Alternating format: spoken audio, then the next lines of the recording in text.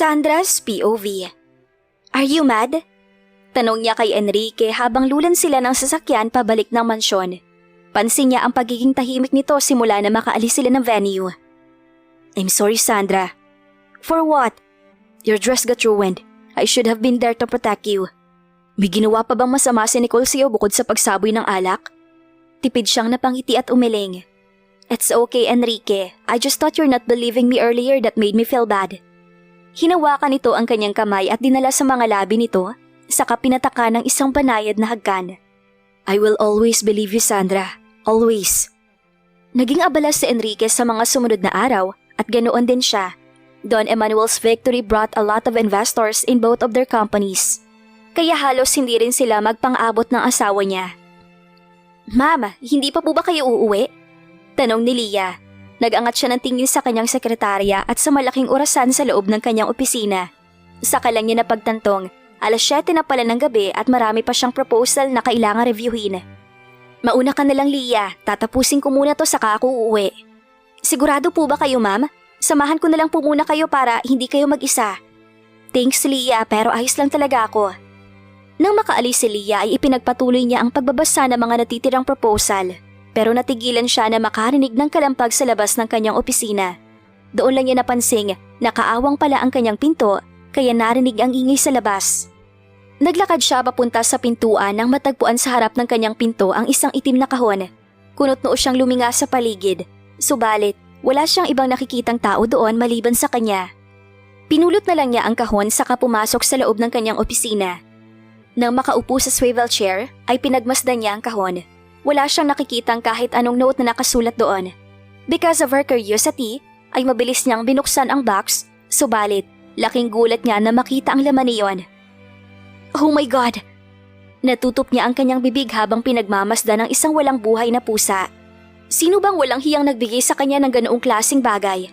Are they threatening her? Pero bakit? Mabilis niyang iniligpit ang kanyang mga gamit saka itinapon sa basurahan ng kahon. Lakad-takbo ang kanyang ginawa para lang marating ang elevator na magdadala sa kanya patungong parking lot. Her hands are trembling when she reached her car. Pakiramdam niya kasi ay may taong nakasunod sa kanya. Dahil sa pagmamadali, ay nabitawan pa niya ang susi ng kanyang kotse. She was about to reach it when a hand landed on her shoulder. Sa gulat niya ay agad siyang napasigaw. Sandra! Natigilan siya at nanlaki ang mga matang nakatitig sa lalaking kaharap.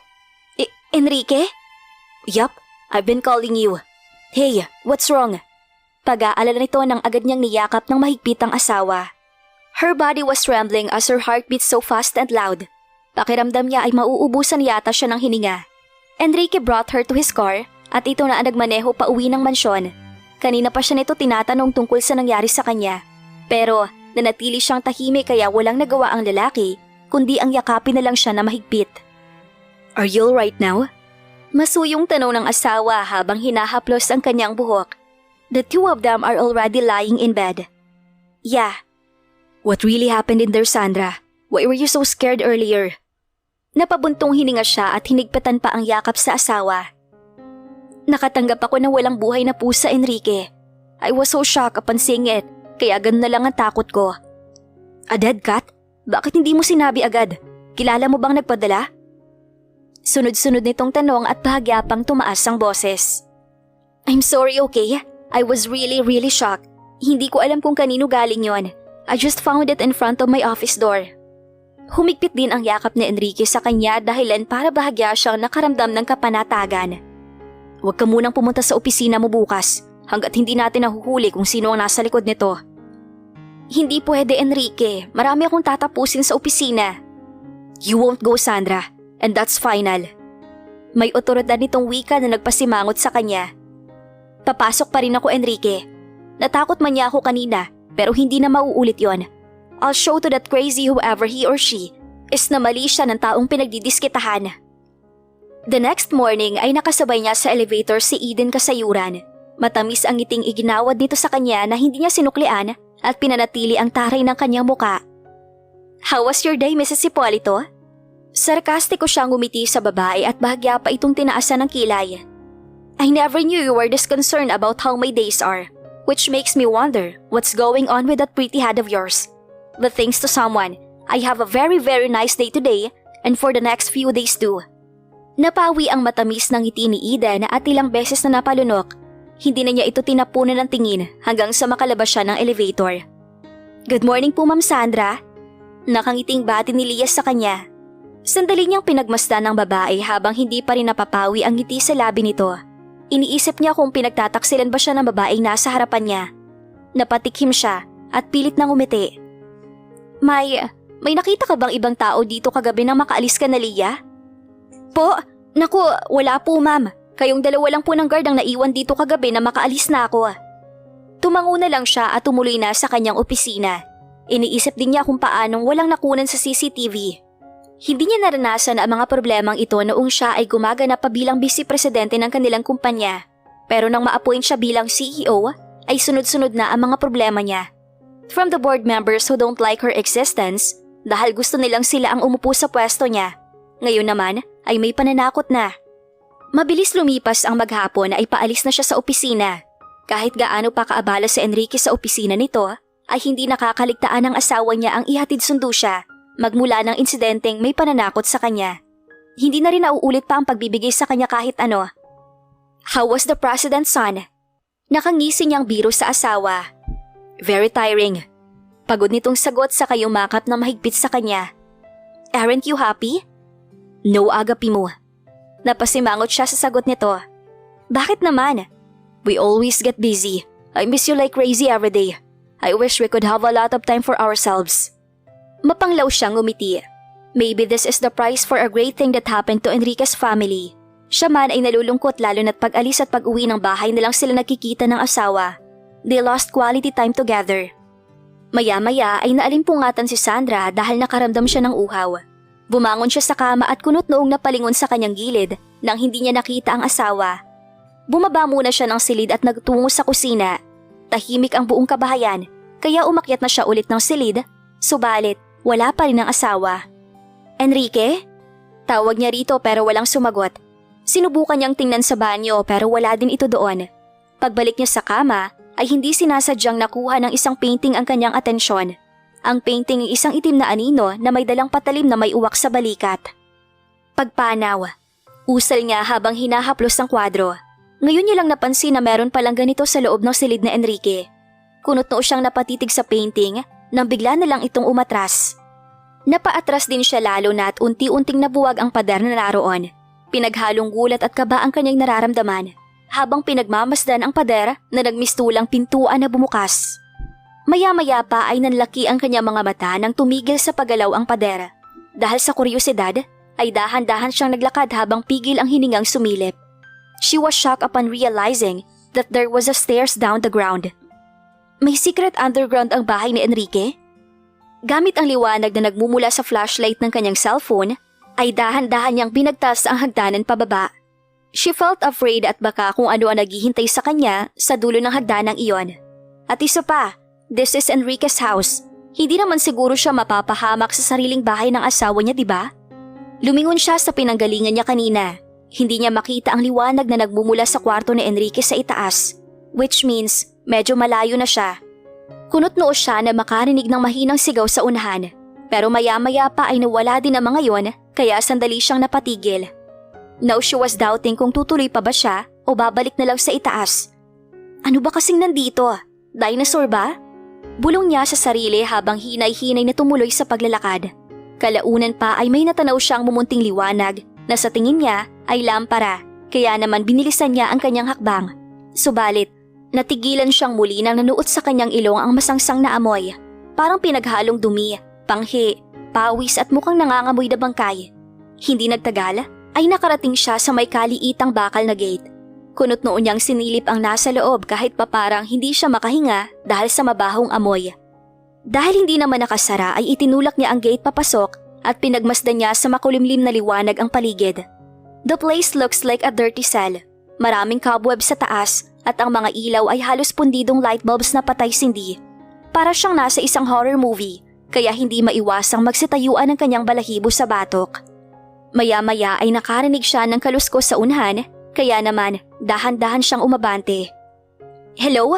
May tao ba dyan?" Tanong niya habang umaalingaw ang kanyang boses na para bang nasa loob siya ng isang kuweba. Tulong! Napapitlag siya sa bulong na kanyang narinig. Hindi siya sigurado kung totoo ba ang napakinggan niya o pinaglalaroan lang siya ng kanyang pandinig. Paano na lang kung multo pala ang narinig niya? Tulungan mo ko! Oh my God! Napaatras siya sa takot nang bigla na lang gumuho ang isang lalaki na nasa selda sa harapan niya. Sino ka? Inilabas ng lalaki ang mga kamay nito at kinakalampag ang pintuan ng selda habang pilit siyang inaabot, kaya naman bahagya pa siyang umatras. Pero laking gulat niya na may mga kamay nang humawak sa kanyang balikat mula sa likuran. Bitawan mo ko! Sino ba kayo? Hysterical niyang sigaw at nagpupumigla sa pagkakahawak ng lalaki. Tulungan mo kami! Buksan mo to! No! Oh my God! Let me go! Sigaw niya at pinagpapapalo ang mga kamay nito.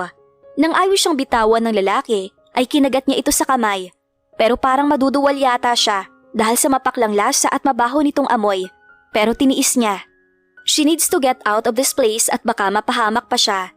Nabitawan siya ng lalaki, kaya nagkaroon siya ng pagkakataong tumakbo palayo sa mga ito. Nangingilid na ang kanyang mga luha habang tumatakbo palayo sa mga bilanggo.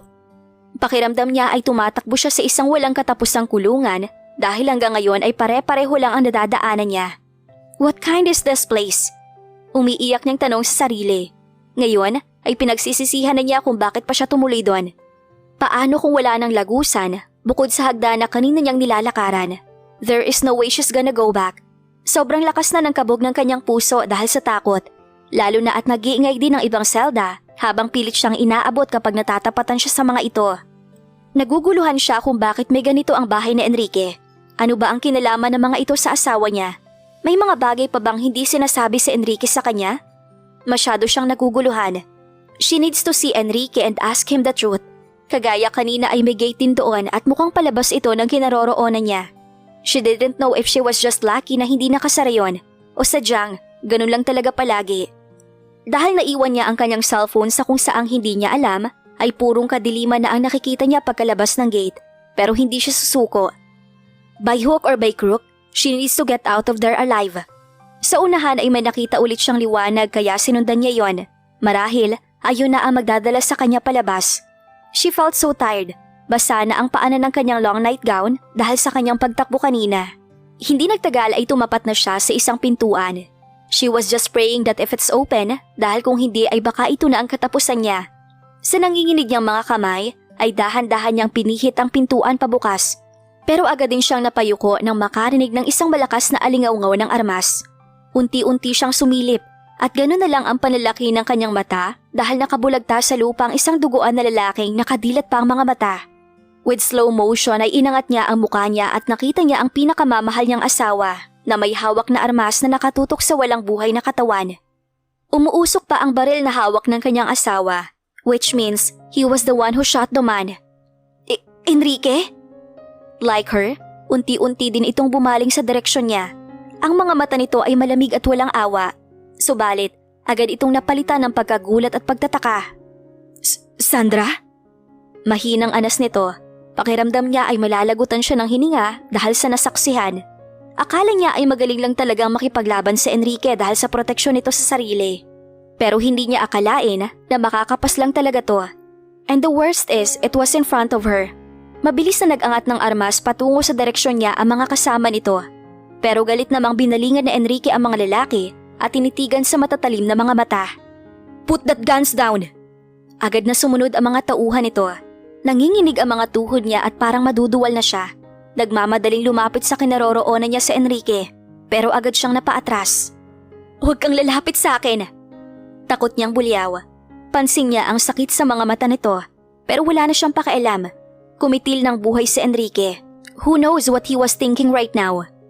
Muli niyang sinilip ang nakahandusay na lalaki. Ito ang unang beses niyang makakita ng wala ng buhay na tao at hindi niya alam kung makakatulog pa ba siya ng maayos dahil sa takot na kanyang nararamdaman. Sandra, let me explain. No, just stop. Huwag kang lumapit sa akin. Muli niyang sigaw. She felt betrayed. Nangako ang asawa niya sa kanya na wala ng sekreto sa pagitan nila. Pero muli siyang nabigo. Walang lakas siyang inabot na Enrique, pero agad siyang umiwas at kumaripas ng takbo pabalik. Sandra, don't run! Come back here! Dinig niyang sigaw ni Enrique pero hindi siya nakinig at patuloy lang sa pagtakbo. She opened the gate and ran as fast as she could. Pero sa kamalas-malasan ay natalisod siya at natapa, saka bumagsak sa basang sahig. Pinilit niyang bumangon pero ganun na lang ang pagkagimbal niya na bigla siyang hilahin ng sino man na nasa loob ng selda. "Bitiwan mo ko! No! Don't touch me!" Sigaw niya at pilit na kumawala, pero sadyang malakas ang lalaki, kaya nahihirapan siya. Kaagad nalaki ang kanyang mga mata nang makita si Enrique na papalapit na sa gawin niya. "Bitiwan mo ko! Ano ba?" Pagpupumiglas niya pero bigla na lamang siyang sinakal ng lalaki. "Let me go! Let go of her!" Sigaw ni Enrique subalit hindi pa rin siya binitiwan ng lalaki. Naramdaman na lang niya ang isang malamig na bagay sa kanyang leeg. "Long time no see, Elias." Wika na lalaking may hawak sa kanya. "Let go of her." "Os, mukhang mahalaga sa iyong babaeng ito ah." Panunuya pa nito. "I said, let go of her." Muling sigaw ng asawa niya. Nakaramdam siya ng kaunting hapdi. Marahil ay dahil nagkasugat na siya sa patalim na itinutok nito sa kanyang leeg. "Sa tingin mo ba utu-utu ako? Alam kong papaslangin mo rin ako kaya isama ko na sa hukay ang babaeng to." Anito sa kamala-demonyong tumawa at tiniinan ang patalim dahilan para maramdaman niya ang kaunting dugong umagos mula sa sugat niya. "I'll let you go. Just don't hurt her." Pagsusumamo ni Enrique, pero tinawanan lang ito ng lalaki na para bang isang biro ang katagang lumabas sa bibig nito. "Hindi, Elias. Isasama ko ang babaeng to sa hukay ko." Pagkasabi nun ay napaigik siya sa pagdiin ng patalim kasabay ng alingaw-ngaw ng putok ng armas at unti-unting pagdilim ng kanyang paningin. Sa kabilang banda, unti-unting iminulat ni Sandra ang kanyang mga mata at napakurap-kurap ng ilang beses bago inilibot ang tingin sa paligid. After checking herself, she realized that she was already clean, bago na ang kanyang suot na damit, and most of all, nakahiga na siya sa malambot na kutsyon sa silid na dati niyang tinutulugan sa mga unang araw niya ng pagpapakasal kay Enrique. Bumalot sa kanya ang takot matapos maalala si Enrique at ang ginawa nito kanina, ang pagpaslang nito sa lalaking hindi niya kilala at ang mga nakakulong sa ilalim ng bahay na nalalakaran niya. Muli niyang sinuyod ng tingin ang paligid at nagpasalamat ng mapagtangtong mag-isa lang siya sa silid. Sinubukan niyang ibaba sa sahig ang kanyang mga paa. Her whole body was aching, maybe because of running away and exhaustion. Ganun pa man, ay sinubukan niya pa rin maglakad patungo sa pinto. Subalit ganun na lang ang pagkagulat niya na bumukas ang pintuan at bumungad ang lalaking kinatatakutan niya, her own husband, Enrique alias Hipolito. Looking at him now, hindi niya alam kung kilala niya pa ba ang sariling asawa. Parang biglang nag-iba ang pananaw niya dito. Muli siyang umakyat sa kama at isiniksik ang sarili sa headboard nito. Pansin niya na bumalatay ang sakit sa mga mata ni Enrique habang nakatitig sa kanya at hindi na rin muling humakbang papalapit. Bagkus ay nanatili lang itong nakatayo malapit sa nakasarang pintuan. "I'm not gonna hurt you, Sandra." Mahinang anas nito pero hindi siya sumagot. Nanatili siyang walang kibo at iniwas ang tingin sa lalaki. "Damn, please Sandra, talk to me." Pagsusumamo ulit nito. Tears start to pool in the corner of her eyes. Nahihirapan siya sa sitwasyon nila ngayon. She loves him, but the fear was still there and she doesn't know how to deal with it. Hindi niya alam kung aalis ba siya at lalayo o mananatili siya sa tabi nito kahit sa kaalamang pumaslang ito ng tao. "Anong garanti ko na hindi mo talaga ako sasaktan?" "Mahal kita, Sandra, kaya hindi ko magagawang saktan ka. I know I lied to you countless times, pero hindi ang nararamdaman ko sa'yo, kahit yun man lang ang paniwalaan mo. You love me, yet you keep on having secrets. Minsan mo na ako niloko at nangako ka na wala ng sekreto simula ngayon. Pero ito na naman tayo, Enrique. Ganun bang definition mo ng pagmamahal mo? Ang magsinungaling lang at patuloy na magtago ng sekreto mula sa akin?" "Sandra, let me explain." "Explain what? Na pumaslang ka ng tao gamit ang sarili mong mga kamay? Ang mga kamay na humahaplos sa akin tuwing gabi? Ang lalaking minahal ko noon ay pumaslang ng tao sa harapan ko. Anong paliwanag ang sasabihin mo sa akin ngayon? Na hindi mo sinasadya? Na aksidente yun?" Mahaba niyang litanya. Umiling si Enrique at sinubukang humakbang, kaya naman mas lalo niya pang isiniksik ang sarili sa headboard ng kama. Don't come near me, Enrique." "Please Sandra, wag naman ganito. Mahal kita. I won't hurt you." Pinahid niya ang luha na tumulos sa kanyang pisngi. "You put a dungeon underneath our feet. At naglagay ka pa ng maraming preso sa loob. Sabihin mo sa akin, Enrique, alam ba ng daddy mo ang pinagagagawa mo? Ilang sandaling katahimikan ang dumaan sa pagitan nila at tanging ang kanyang paghikbi lamang ang maririnig. I am a mafia boss, Sandra. Natigilan siya sa kanyang pag-iyak at gulat na napatingin dito. Mafia? Tumango si Enrique at yumuko. Hindi naman siya makapaniwala sa narinig. The revelation was so much for her to take. Kasal siya sa isang mafia boss? Sa pagkakaalam niya, mafias are bad guys that do illegal things, and their husband was one of them, who does those things behind her back. It was a family legacy, Sandra, at ako ang pumalit sa pamilya. Your father, is he a mafia too? Yes. Mariin siyang napapikit. Sinimulan niyang sambahin si Don Emanuel dahil sa tingin niya ay mabuting tao ito, pero nagkamali siya. She should have stick to her guts the first time she had met him. I'm sorry if I lied, Sandra, but believe me, maraming pagkakataon na sumagi sa isip kong sabihin na sa iyong totoo, pero lagi ako nauunahan ng takot na baka hindi mo ko matanggap at mawala ka sa akin. Then you should have told me from the start para alam ko at mapigilan kong sarili kong mahalin ka. Nag-angat ng tingin si Enrique sa kanyang sinabi. Sinasabi mo ba sa akin na pinagsisisihan mo ang araw na minahal mo ko? Yes. Walang gatol niyang sagot. Napailing si Enrique at hindi na napigilan pang maglakad patungo sa gawin niya, saka siya hinawakan ng kanyang balikat. Tell me you're lying, Sandra. You were just blinded by your emotions, okay? Sabihin mo sa akin na nagsisinungaling ka para lang magalit ka sa akin. Pagsusumamo nito, pero pilit niyang pinatatag ang kanyang muka para hindi madala sa kung ano man ang sasabihin nito. I'm not lying, Enrique. Dahil sa ngayon, naiinis ako sa iyo. Ayokong mailab sa isang kriminal. Dahan-dahang bumitaw si Enrique sa kanyang balikat. Puno ng sakit ang mga mata nitong nakatitig sa kanya. Pinanatili niyang walang emosyon ang kanyang mga mata habang nakatitig dito. Please, Sandra, don't do this to me. I can change. I will change. Babaguhin ko ang kinalakihan kong buhay. Bawiin mo lang ang sinabi mo. Pakiusap ulit nito. Umiling naman siya. Sa ngayon ay kailangan niya ng panahon para makapag-isip ng tama. Hayaan mo muna ako. Pabayaan mo muna ako. What? Are you going to leave me? No, dito ka lang, Sandra. Hindi ka aalis sa tabi ko. Anito sa mataas na boses. At ano, ikukulong mo ako gaya na ginawa mo sa mga tao sa underground? Tell me, Enrique, gagawin mo ba sa akin yun kapag hindi ako sumunod sa gusto mo? No, Sandra. I love you so much to do those things to you. I'm sorry, okay?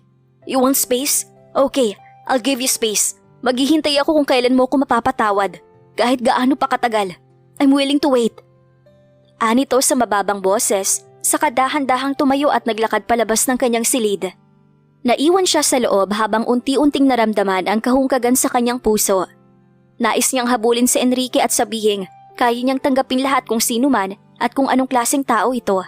Pero para siyang naitulos sa kinauupuan at ayaw gumalaw ng kanyang mga paa. Hanggang sa ilang araw na ang nakalipas mula nang magkasagutan sila ni Enrique at ganoon na rin katagal niyang iniignora ang presensya nito. Hindi na siya muling kinulit ng lalaki at minsan na lamang niya itong makita sa kanilang bahay.